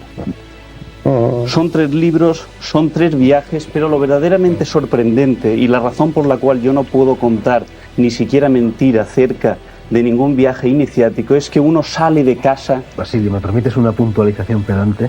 Por favor. El cuento de Kipling no se llama así, lo que se llama así es la película basada en el cuento de Kipling. El cuento de Kipling se llama La más hermosa historia jamás contada. Y además su fundamento es reconocimiento masónico. Pero dejar de hablar, por Dios. Sigue, Basilio, sigue. Nota pie de página. Es que Lo malo es que tenemos que arrebatar la palabra. La humildad será buena para la iniciación, pero no para los debates televisivos. Bueno. Muy bien. Es que bueno estaría que el cine se comiera la literatura. A ver, cuéntame. No, es un fallo mío que además es interesante, pero de todas maneras viene a cuento de lo mismo, porque esa relación entre cine y literatura que algunos pues denuncian con un aparente rigor, yo quizás no sería tan riguroso en eso, pero bueno, no importa. Efectivamente, la novela es de Kipling y la historia es la mía. Y la película de Hitchcock, que tampoco es manco. No la he visto, no sé cuál es. Maravillosa, pero el hombre que pudo ser rey. No sé. Bueno. Decía, sí, bueno, estos 3 libros, exacto. Entonces uno, si soy humilde me vais a cortar todo el rato. Bueno, entonces uno lee estos 3 libros y sale de casa, ¿verdad?, a conocer el mundo, a conocer el viaje y quizás, probablemente, hipotéticamente, a esa iniciación sobre la que ha estado leyendo tanto. Pero uno no se encuentra absolutamente nada. Uno no encuentra el país de los liliputienses ni ninguna de las grandes regiones que describe Jonathan Swift, y uno empieza a decepcionarse. Uno tampoco encuentra el demonio de Sócrates, ¿verdad?, que se encuentra nuestro gran espadachín. Hombre, a lo mejor es que lo buscas donde no está.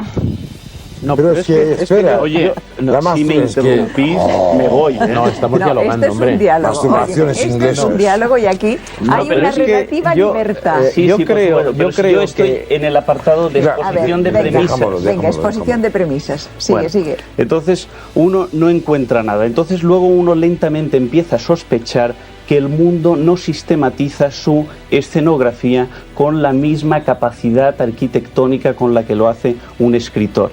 Por ejemplo, con la misma capacidad con la que Fernando y Antonio nos han contado sus propios viajes iniciáticos. Entonces, sospechando esto, uno empieza a retraerse y a proponer el viaje más que como la ejecución de un tratado o de una guía, simplemente como el ejercicio de la suspensión del entendimiento, el ejercicio de la suspensión absoluta del entendimiento, buscando simplemente el abandono. Esto es una técnica que yo recomendaría. Es bastante ingrata en la medida en que no permite narratizar la experiencia, pero quizás nos permitiría descubrir algo que está implícito en el cuento y en la novela. Veo tu mano, es una indicación para que haga un paréntesis. ¿Cómo te paras? Me tiro. Simplemente que quiero hablar de la palabra. ¿Y quién reparte la palabra? Vosotros os, podéis interrumpiros relativamente. Entonces yo pues simplemente no puedo contar ningún viaje iniciático simplemente porque no he tenido ningún viaje iniciático. No he visto absolutamente nada en el mundo que me permita sospechar que tal cosa existe. Pero he leído libros. Y lo que puedo hablar es de los libros que he leído. Bueno, perdona. Pero es que creo que hay un factor importante que se está dejando por alto. Y es que se está identificando viaje iniciático con viaje físico. Con el viaje de la aventura del montañero que se va al pico al Everest, o va a la Concagua, o va al Himalaya, o cualquier otro que va al oriente o va al occidente. No forzosamente. Ni la experiencia que ha contado Antonio ni la que he contado yo eran grandes viajes. Corremos el riesgo de identificar viaje físico con viaje iniciático. Entonces, yo quiero plantearos, por ejemplo, aquí, ¿qué hace un monje que habla también de viaje, de salida del mundo, de búsqueda del paraíso, y sin embargo vive una vida sedentaria en una celda en la que se recluye en el secreto y dice: voy a meditar sobre la muerte, sobre mi propia muerte, para renacer aún más allá? Bueno, Isidro, pero es que precisamente ese secreto, esa soledad, ese ayuno, esa mortificación forman parte del viaje iniciático. Son las pruebas que forman parte del viaje iniciático. Por esto yo quería aclarar que no es que no confundamos en ese sentido viaje físico, es decir, que el viaje iniciático no necesariamente tiene que ser un viaje físico. Puede haber otro tipo de viaje que no es físico. Bueno, y cuando Basilio dice que él no ha emprendido ningún viaje iniciático, yo creo que está olvidando algo fundamental, y que lo ha señalado también André Malví. El viaje iniciático, por definición, es el viaje de la vida, que concluye precisamente en ese rito de paso que es la muerte. Y tú has iniciado, como cada hijo de vecino, el viaje de la vida, y te has enfrentado al calor. Y más fuerte que ese, y el viaje de la parte de la vida que es la cultura a la cual se dedica. André, por favor, André. Si me permitís una cosa, creo que él está empezando viaje iniciático hoy. Esto es una estación de viaje iniciático. Punto y aparte. Y yo además te diría... Pienso que es muy peligroso limitarse en la lectura de las cosas antes que vivirlas. Está muy bien de que la masturbación existe, pero no permite ligarse a las señoras con las cuales se piensa. A nivel más rudimental, a niveles un poco más subidos, es evidente que el pensar que uno ignora no da derecho a seguir siendo tonto. Y un poco más alto aún, quiere decir que hay que empezar a ser humilde y a hacer con lo que se tiene, o sea, los pies, lo primero que se sabe hacer, que es caminar. Tontamente, empezando por el Mediterráneo, yendo hacia el Atlántico, como lo hizo mi hijo Mathurin, ¿no?, que a los 14 años se pegó los 800 kilómetros a pie con la mochila a cuestas. Pues se ha encontrado con los sitios claves en los cuales de repente el hombre cuenta poco, porque el mundo, este mundo precioso, este planeta azul en el cual estamos, nos dice cosas que no hay palabras para contar. Bueno, hay unos puntos, déjame acá. Hay unos puntos claves en los cuales el espíritu se despierta. Hay sitios privilegiados en los cuales sopla el espíritu. Si no te mueves para buscarlos, no me creo que en una cuarta planta de una calle de Madrid, Barcelona, París o Toulouse va a soplar así porque te da la gana. Yo creo que hay que dejar sitio y tiempo a lo que permite la iniciación. André, espera un momentito. Tú has traído unos diagramas que yo te he pedido, fantásticos, donde está un árbol de los sefirots judíos y un señor sentado en la postura del loto con todos sus chakras puestos ahí, sus vórtices energéticos, y con una vertical ahí que es el camino de Kundalini. No vamos a extendernos sobre esto porque sería complicado. ¿Tú crees que los cabalistas medievales, los que estuvieron en Gerona, necesitaban ir de aquí para allá para cambiar, para subir de chakra en chakra? ¿O para hacer un viaje iniciático? Cuando abres el ojo interior, ves el universo entero. no hace falta moverte porque lo ves todo, pero mientras no lo ves, mejor que te muevas. No es bueno sentarse en una gruta, no se puede alcanzar ese estado es que esto me te diré una cosa, al final basta pegar una torta a un guardia civil y acabar en Carabanchel. Sí, pero esto no es ninguna iniciación. Pero y si bastaba ponerme en cuclillas para tener la iniciación, pues lo siento, todas las ranas serían Buda. Pero André, ¿cómo es esto de ver todo? Esto que estás diciendo. ¿De verdad esto de ver No, todo? realmente yo creo una cosa. No está arreglado ninguna cosa en este universo. Los sentidos, hasta ahora, son solo la expresión de una relación entre el límite exterior de un cuerpo mal asumido con lo que lo rodea. Ya es una traducción de la realidad. La realidad no es lo que captamos, la realidad es lo que hay.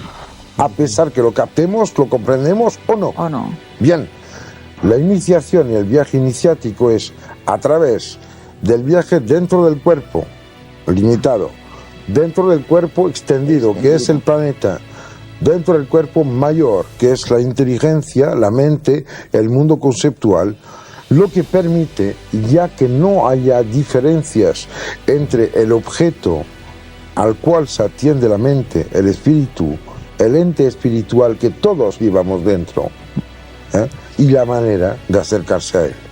Yo creo que la iniciación es el arte de dejar y olvidar las palabras. Las palabras encierran las cosas en un sitio, en la historia, en el tiempo y en la cultura. Yo creo que la existencia y la experiencia está afuera de todo.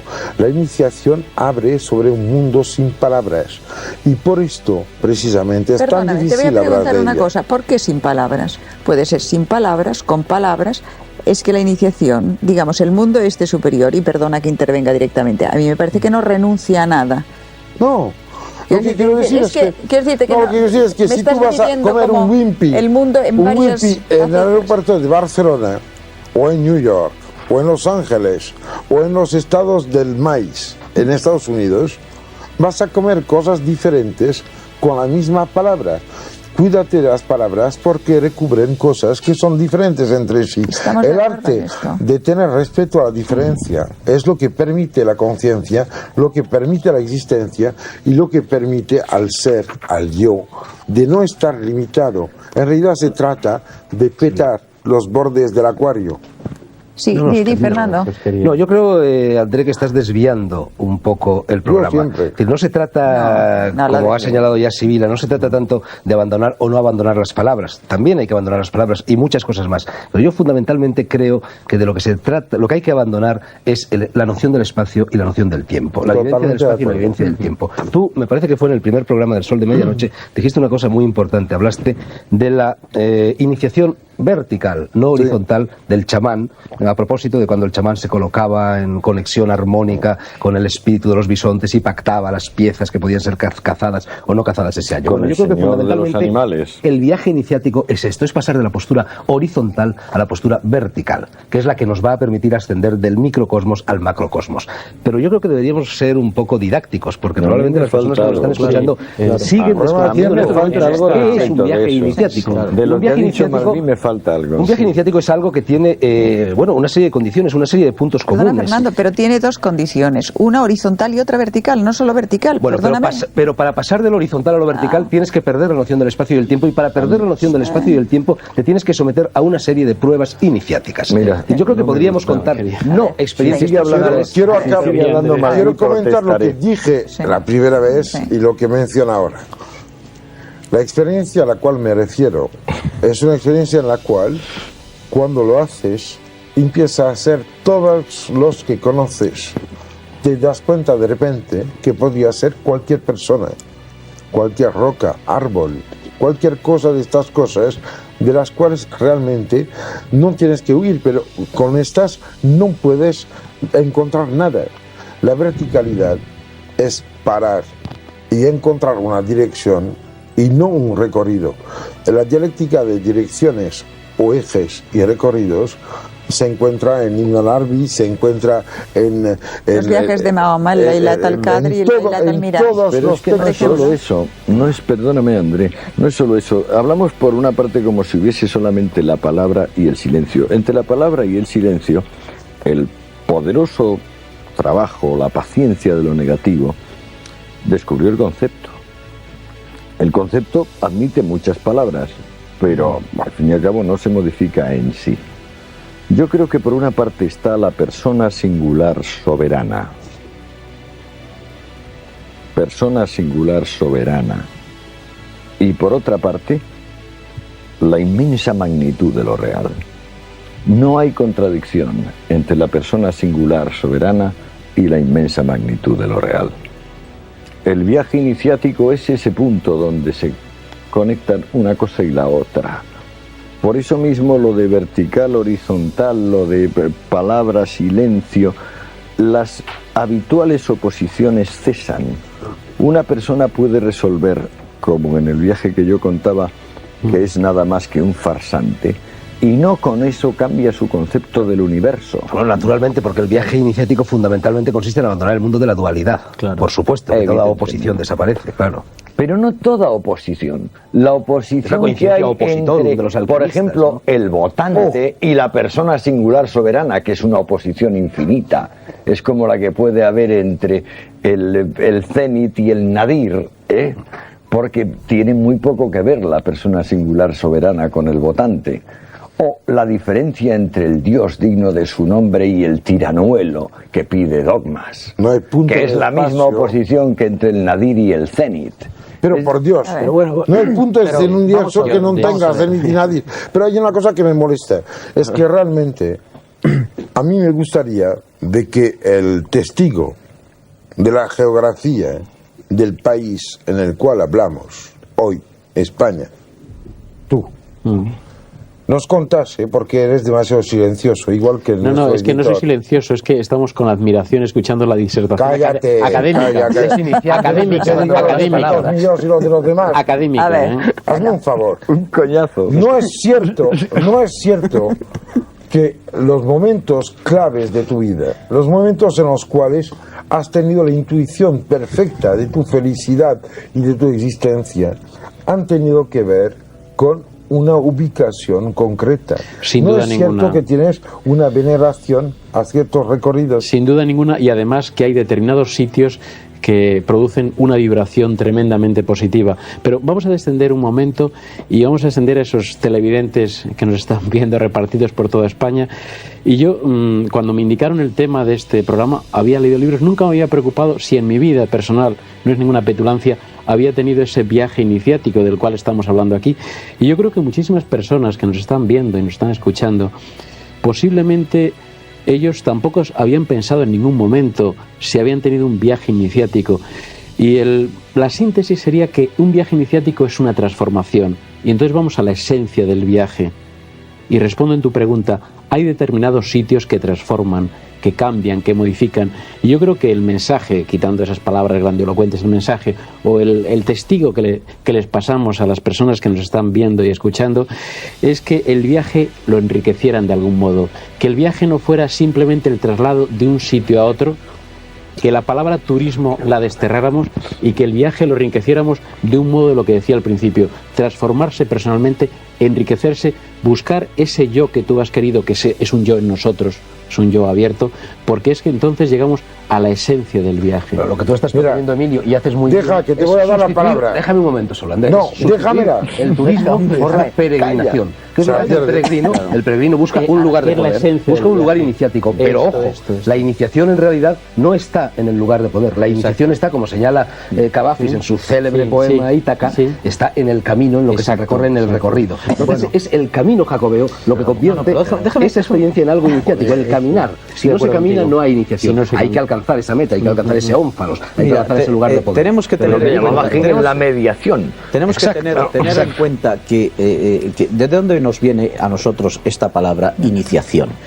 La iniciación como tal palabra y como tal concepto y como tal práctica no existe en nuestro tiempo. Sin embargo, es una palabra que nos viene del mundo tradicional. Perdona, existe en nuestro tiempo. Estoy de acuerdo. En el mundo moderno lo que existe es una contrainiciación. Iniciación. No digo en el mundo, pero no excluyes que haya iniciaciones. Claro. Digamos, para buscar un poco el fondo de la cuestión. La iniciación fundamentalmente está en relación con la condición humana. Es decir, el mundo tradicional consideraba al hombre como inacabado en tanto en cuanto no se iniciara.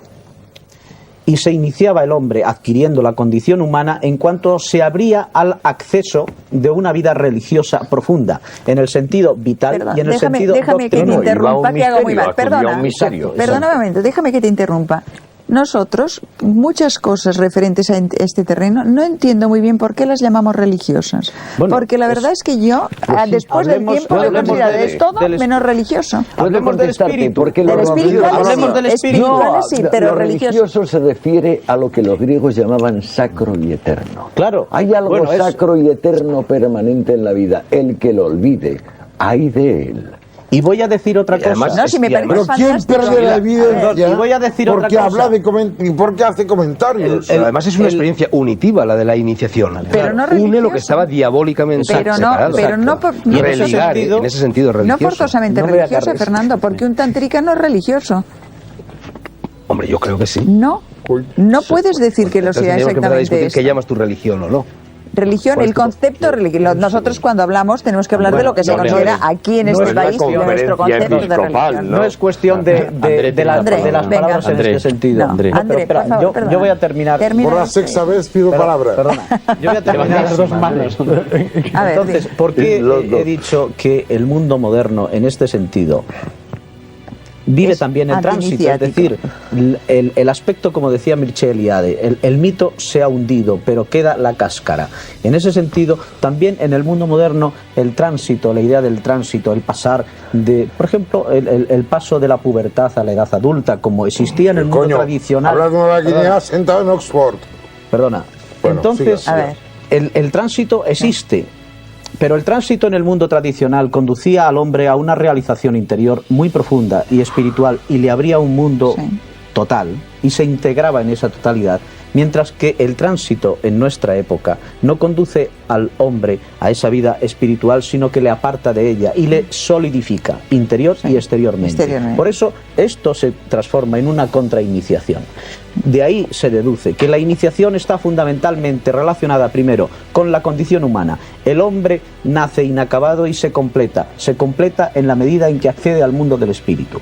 Y entonces deducimos, la iniciación tiene que ver con ese acceso que nosotros realizamos en nosotros mismos, en ese otro al que nacemos, al mundo espiritual. Venga, André, André. El nenúfar nace buscando el fondo para tener fango. Y si no, no tiene flor. Bueno, Esto para las referencias. Bueno, bien, vale. ¿Y qué quieres Ahora voy a decir aclarar con una esto? cosa. Fernando, uno de los motivos principales por los cuales me he hecho ibérico, no español porque no llegó a aclararme con la diferenciación. Ibérico. Esa es la palabra. Ibérico, ha sido tu libro, ha sido tu persona, ha sido tu sueño intenso de una iniciación de esta península de la Europa y que escribiste lejano, en sitios apartados de ella. ¿Te acuerdas? Te conté que nos conocimos en Angkor Wat. No te acordabas. Tengo la dedicatoria tuya en el primer tomo de los 4 libros de Hiperión. ¿Te acuerdas? Bien. Yo creo que realmente hay un inmenso pecado que es el de poner condicionantes casi imposibles para que alguien tenga la iniciación. Yo creo que la iniciación es tanto el hombre que empieza a hacer una pared y la hace bien, un hombre que coge una tabla y la corta bien, un hombre que coge una pluma y la usa Por lo bien. pronto, Oye, la iniciación requiere voluntad de iniciar. ¿Puedo acabar? Hombre, No, si no, tú- pero- acabar. André, No André. estoy hablando de los compañones.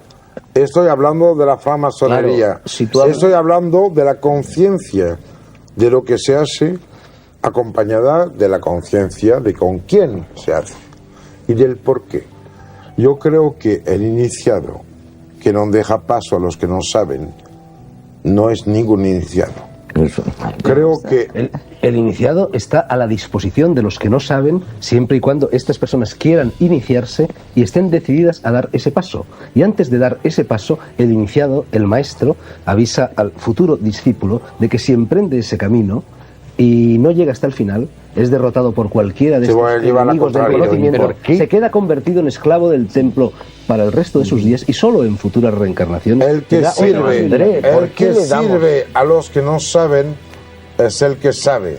El iniciado está al servicio, nunca manda, nunca tiene un derecho, nunca puede ejecutar ningún mandado sobre nadie.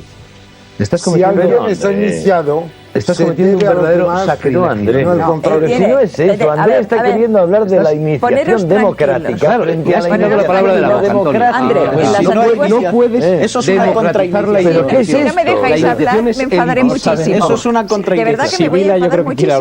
Me voy a poner rabiosa. Me voy a poner rabiosa. André, en las antiguas iniciaciones, a palo limpio iban los discípulos. Maestros han habido que de un barazo se han cargado a un señor y no por eso dejaban de ser maestros. Que luego tú estés de acuerdo o no, o que creas que ese no es el sistema, pero los ha habido. No voy por ahí. Yo digo que estamos en 1990. Me parece bien, pero no desvalorices tanto. Pero si la iniciación la propicia el hecho de que vamos a morir, el hecho de que vamos a morir obliga a todos a iniciarse. Lo que pasa es que unos se inician a una cosa llamada por otros psicosis, a otra cosa llamada por otros neurosis y a otra cosa llamada por otros cumplimiento. ¿Tú estás convencido? La iniciación es inevitable, todo el mundo se inicia. Todo el mundo, sin excepción. Lo que pero la mayor parte de la gente, como tú has señalado, solo en el momento de la muerte se inicia. Y en cambio hay algunos otros seres que intentan iniciarse antes. ¿No? Porque tienen antes la muerte. Porque antes han hecho frente a la muerte. Naturalmente. Por eso la prueba iniciática es porque en vez de ir al médico, se han quedado en su casa pensando en la muerte. Efectivamente. Fernando había empezado un tema que luego le hemos interrumpido.